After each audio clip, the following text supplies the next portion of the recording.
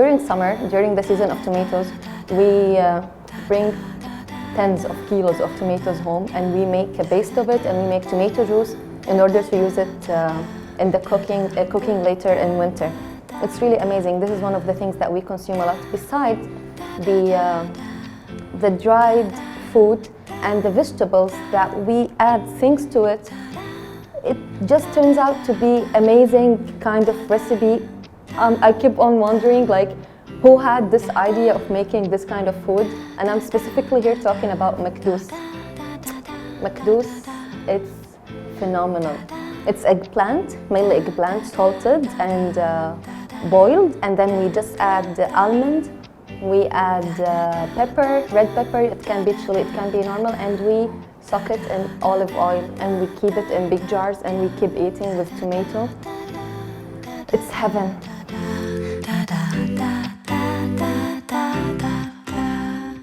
Hello everyone, my name is Leen Saleh.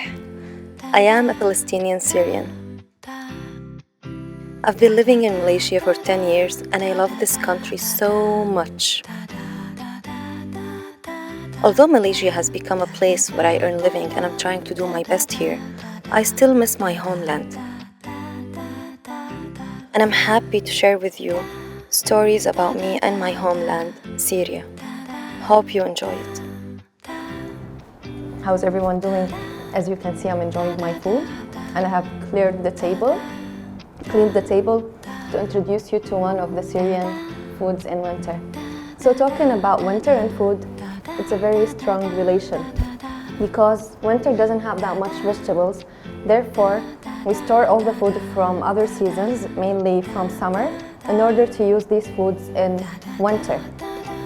One of the foods that we really like to have it in winter is the food that keep us warm and energetic, and it has this soup and this lovely orange lemon kind of flavor.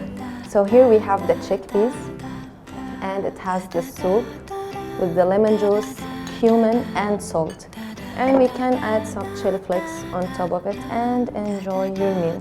As well as having some fava bean. Fava bean is really nice with lemon, and it's eaten almost the same way, but it's very hard to do it here in Malaysia. Other than having this, we also eat a lot of soups in winter. One of the most famous Syrian soup, it's lentil soup. Lentil soup with crispy bread and lemon juice on top. It's actually amazing. We have something called al-mune. We call it mune. Mune means the storing system. So we prepare food from scratch. Literally, all the food is prepared from scratch, all organic, all healthy, no preservatives, in order to keep it for the winter that would be able to feed the family for the whole year. There are many other ways, mainly drying the food as well, to keep this food fresh and edible as well.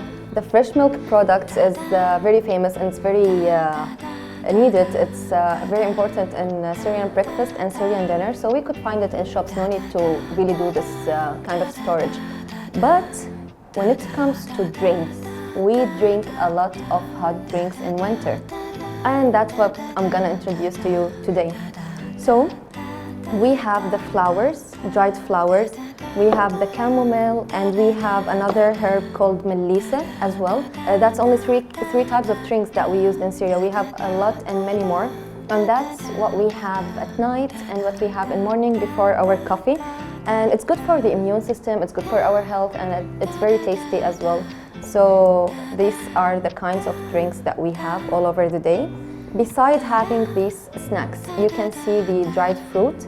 This is fig, and this is apricot, but this is very tiny, small apricot because in Malaysia we don't find it easily, you know. And this is almond. That's what's inside. Let me make a drink, and I would like to have melissa alongside with the flowers. It's roses. Normally we do this on fire. We can make it like boil it, but it's fine. You can also have it like this and just add the hot water on top. It's the best thing to have at night after a long day. It just relax you. It's amazing. Seriously. I wish you can smell what I'm smelling right now. Yeah, the rose is amazing, guys. You should see how it looks like.